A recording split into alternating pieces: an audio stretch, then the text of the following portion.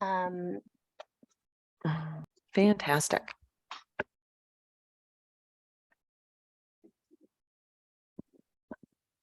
Well, good morning, everyone. We're going to give it a few minutes as folks join the Zoom room.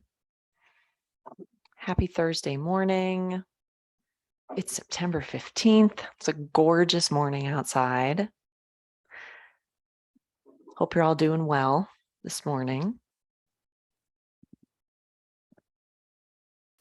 Well, I'll get us kicked off here. So today is day 2 of our Education Abroad Fair. Yesterday was our in-person fair in the Laurie Student Center, and today is a full day of virtual programming with sessions that you can register for in advance and join in.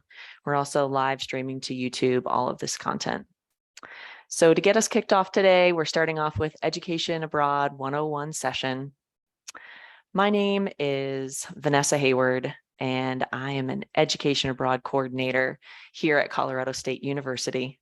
I use she, her pronouns, and I mainly work with our staff and faculty-led programs. I'm also serving with our scholarships and access and funding committees and organizations to ensure that CSU students have the funding that they need to be able to go abroad. And we'll talk about that today and during most of our sessions. So the Education Abroad Office, this term, Education Abroad, encompasses more than just study abroad. It also includes research abroad, internships abroad, and service learning or community engagement abroad. So a few years back, we changed our name from study abroad to education abroad to encompass the various experiences that students can have abroad. And as you'll see here, 1 in 5 CSU students have an education abroad experience before they graduate with their undergraduate degree. So that's about 22% of students at CSU having that international experience before they graduate. And that's something we're really proud of, that CSU students want to engage globally, and that the Education Abroad Office can bring various experiences so that students can find something for themselves to do abroad. So I'm hoping today, while you hear me present, that it's gonna spark like, oh yeah, I can do this. Like, I never thought about internships abroad, but that sounds interesting. Or I always thought I had to go abroad for a semester, but it turns out I can go abroad for 2 weeks and still take credit abroad. So I'm hoping to give you lots of different opportunities and to spark your interest. One of the things we always think about before we engage in an activity is, what am I going to gain from this thing that I'm about to do? So what would I gain from an education abroad experience? And there's many different things that you're going to gain, and they're kind of falling in 3 different buckets here. So we've got academic benefits, work benefits, and personal benefits. So academically, you might know that you'll be taking credit abroad. So all of the education abroad experiences are 4 credit experiences. You'll be able to take coursework that perhaps you couldn't take here at CSU. You might study a language that you couldn't study at CSU. You could study abroad that language. There could be coursework that is a little bit deeper, or you're studying with an expert in the field who is only abroad, is only internationally based. So lots of different academic components, and then also emphasizing that all of these experiences are for credit. Then work-related, having an education abroad experience is something that most employers are looking for. They're looking for someone to join their team who has a global mindset, who's prepared to work in a global world. And then personal benefits, you'll gain adaptability, flexibility, resilience, self-confidence, and develop lots of new skills that you'll take with you after graduation. So you might be saying, yep, I've got adaptability and flexibility and resilience. I have been living through the pandemic. I have been at CSU or in high school during this time. And that is true. Those skills are in you. And by having an education abroad experience, you get to further deepen those skills and practice them. So it's a common myth that education abroad will delay your time to graduation, meaning that if you plan to graduate in 4 years, you won't be able to graduate in 4 years. And that's not true. So you and your academic advisor and your education abroad coordinator, you're all going to work together to ensure that the coursework that you'll take abroad will count towards your degree plan at CSU. So education abroad does not need to delay your progress to graduation at Colorado State.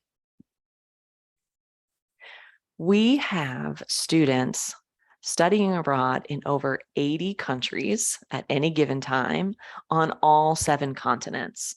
And we have over 400 programs to choose from in our program search database. So 400 might sound a little bit overwhelming, and I can understand that. And we have ways to narrow that down. So we have recommended programs lists by majors, which I'm going to talk to you about in a moment. And we also have programs that travel during all different times of the year. So we have traditional fall term and spring term programs where you'd be abroad for 16 weeks or more. And then we have programs that are shorter term. So we've got programs that travel during fall break, winter break, spring break, during summer term. And we also have students who go abroad for a full academic year, who would depart in the fall and return in the spring, or who go abroad for a calendar year, depart in January and return in December. So I share these with you today so that you know there's so many different types of experiences, different lengths that you can be abroad, and different places where you can go, different countries. So I alluded to earlier that we have recommended programs based on your major. So if you go to Education Abroad's website, and I'm going to give you a QR code to this in just a moment, but from our website, you would select recommended programs, and then you would search for your college out of the 8 colleges at CSU, and then within your college, you would find your major. So on the screen right now, we see a sample from the Warner College of Natural Resources and their recommended programs by major. So these are recommended education abroad programs. In a list, you'll typically find 15 to 25 recommended programs per major.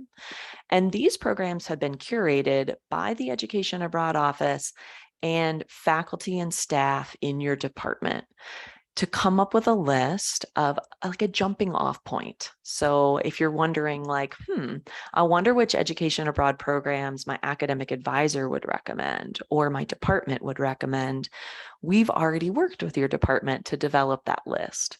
And on these lists, you see a really great variety of experiences. And I'm going to talk in a little bit about the different types of education abroad experiences that you'll find in a recommended programs list. So here's that QR code to take you to the recommended programs page. So program types, we have various program types at CSU, and I'm going to go through those with you, and I'm going to share an example from each program type to kind of help to bring it to life. So the first program type I'm going to describe is an exchange program. So here you'll see Macquarie University, which is one of our 17 exchange programs at CSU. Macquarie is located about 30 miles outside of Sydney. And on your screen, you'll see the Sydney Opera House, which would be really close to Macquarie. If you were to study there, you could definitely take in a show at the Sydney Opera House. So for our exchange programs, CSU has signed agreements with 17 different universities around the world in 7 different countries to allow CSU students to become a student at that university for a semester, an academic year, or a calendar year. And then in turn, the host university abroad, so in this case, Macquarie, would send a student to CSU. So as you're in class at CSU, you might be sitting near or in class with an exchange student. So we currently have exchange students at CSU, and I encourage you to keep your eyes out for them so that you can meet them and make some connections. So, with an exchange program, you have access to generally the full course load of courses at that host university, which is great. So, one of the reasons that we're highlighting exchange and Macquarie today is because there are so many different things you can study at a university like Macquarie. So, although in Australia, they speak English, Australians speak English, it is a different culture than the States. So, you'd still have the opportunity to dig into a new culture. And there are going to be language differences between American English and Australian English. For your accommodation on an exchange program, specifically with Macquarie, they have on campus housing and off campus apartments. And this experience at Macquarie, you would be on a beautiful 300-acre park-like campus just 30 minutes north of Sydney. The university has its own dedicated train station for easy access into Sydney, and it's also within walking distance of a major shopping center. So Sydney would be at your doorstep, and you'd enjoy close proximity to all the things that a large city has to offer, like museums, parks, and social events. The next type of program I want to highlight for you is an affiliate program. So this program we're highlighting here is through ISA, and it's in Prague in the Czech Republic. So an affiliate program, an affiliate opportunity, we have 13 different affiliate organizations that we partner with to bring the world to CSU students. So our affiliate providers have programs all over the world studying all different kinds of things. And ISA is one of our 13 different affiliates. They have a program located in Prague in the Czech Republic. The language in Prague is Czech, but students can get around with English. And as long as you're kind of remaining flexible and open to the culture, then most folks are understanding. We'd also encourage you, if you're interested, to take an intro Czech language class, or if you know Czech, then you can start at an intermediate level or an advanced level. So there will be through all of our providers and through all of our programs, there's generally an opportunity to learn language if you're going to be in a country where English is not the local language spoken. So with this program, you would have accommodation or housing either on campus or in an off-campus apartment. And this is a very popular program because it has various classes and subjects that are offered. Students do really like to study with ISA because of the various excursions that they offer and the on-site support that they provide. So you would study at Charles University, which is one of the oldest universities in Europe and has a great course selection for lots of different majors. So some fun facts about the Czech Republic and Prague. Prague is the capital and largest city in the Czech Republic, and it's the 14th largest city in the European Union. It's situated in the northwest corner of the country on the Vltava River, and it's home to 1.3 million people. And its larger urban zone is 2.6 million people. It has a temperate climate with warmer summers and chilly winters. And Prague has been a political, cultural, and economic center of Central Europe with a rich history for a long time. Millennium, in fact. Okay, the next program I'm going to highlight for you is one of our CSU staff and faculty-led programs. This program is called Culinary Tourism in Italy. So a CSU staff and faculty-led program is an opportunity for you to go abroad with either a CSU staff or faculty member with a cohort of CSU students, generally 10 to 20 CSU students. And you're studying in a class that's being taught by the faculty member that you're traveling with. The majority of our staff and faculty-led programs are shorter term, meaning that they're between 1 to 8 weeks long. A lot of them do happen during the breaks, winter break, spring break, fall break, and during the summer term. Culinary tourism in Italy does take place in the summer for 2 weeks, late May to early June.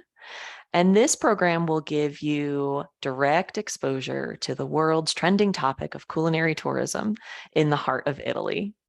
You'll learn the fundamentals of culinary tourism, and you'll gain insight into how Italian culinary tourism experiences are delivered by local entrepreneurs. And along the way, you get to taste lots of amazing food. So with this program, you're tasting and learning how these products are made and how they are integral and important to Italy's history and Italy's tourism. So products like cheese, wine, beer, olive oil, gelato, chocolate, and pasta. So this program is centered in the heart of Tuscany in a small town called Cortona. This program has various day trips to places like Siena and Montalcino, Pienza, Montepulciano, Lake Trasimeno, and Florence. So Tuscany is a food and wine lover's paradise, making this the perfect area to have an immersive experience. So this course is offered through the Warner College of Natural Resources. It's an NRRT course, Natural Resources and Recreation Tourism. But this program is open to all undergraduate students at CSU. So as long as this course would be a good fit for your degree plan, or as long as this is something that you're interested in studying, I would encourage you to apply for this program and to look at other staff and faculty-led programs that may not be in your major, but could be a good fit for you academically. And we also have plenty of programs that will be within your major as well. So when it's time for you to think about how do I pick an education abroad program, and you might be thinking about that right now, you're going to want to take a look at this, hold this Venn diagram in your mind. So this Venn diagram will help you kind of narrow down, like, what is my focus? What are my goals of my education abroad program? And for some students, it's an academic goal. I think for most students, academics is pretty strong on their list of why they're going abroad. But for some students, it's number one. And so some students might say, really, I have to complete X course while I'm abroad, or absolutely everything that I take while I'm abroad needs to count towards my degree plan. And we have processes to get you set up for that. I'm going to talk to you in a little bit about the transfer credit form. Then costs are also something to bear in mind. So we do have a great Office of Financial Aid that can help you with costs. And then goals is just thinking about the physical place that you're going to and the things that you might want to accomplish while you're there. So we do have programs in all price ranges. As you'll see here, we have programs that are the same cost as attending CSU as a Colorado resident. And then when you're abroad, you will either be earning CSU credits or transfer credits that will come back to CSU. And the beautiful thing is that we do have a transfer credit form process that you'll be working through when you apply. When you're deciding on your program and you're getting ready to depart, we encourage you to start the process 6 to 12 months prior to departure, ideally. You'll be working with an education abroad coordinator like myself, your academic success coordinator, academic advisor, and your program advisor or faculty or staff-led program group leader. I do want to highlight the fantastic relationship that we have with the Office of Financial Aid. We have two coordinators in financial aid, Cindy and Evelyn, featured here, who would love to meet with you. Their email address is listed here. You can reach out to them via email, or you can schedule with them directly via Navigate. So if you're a current financial aid recipient, you can sit down with either Cindy or Evelyn one-on-one and go over your financial aid package and ensure that the aid that you have will go abroad with you. The vast majority of aid that you receive at CSU will count towards your education abroad costs, but we do want you to sit down with either Cindy or Evelyn to confirm that. We also have an education abroad common scholarship application with 2 due dates per year, and you'll see the 2 due dates listed here and also on our website.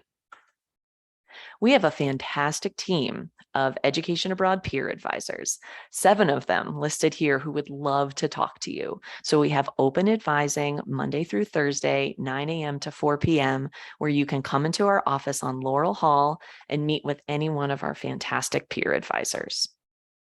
So information about our open advising hours listed here, and a couple of QR codes to contact Education Abroad on the bottom left of your screen. And then bottom right gives you a QR code to find our building. Laurel Hall is located in the northeast corner section of the oval. So if you're excited right now and you're ready to go, here's a QR code to get you started. This will take you to our homepage and get you started on all of the things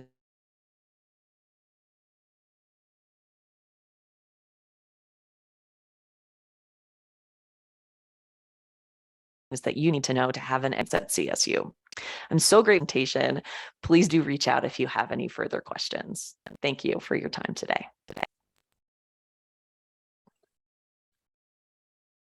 Thank you, Vanessa. We are going to wrap up, but please feel free to send us an email or visit us at open advising hours with further questions. Bye. Thanks, everyone.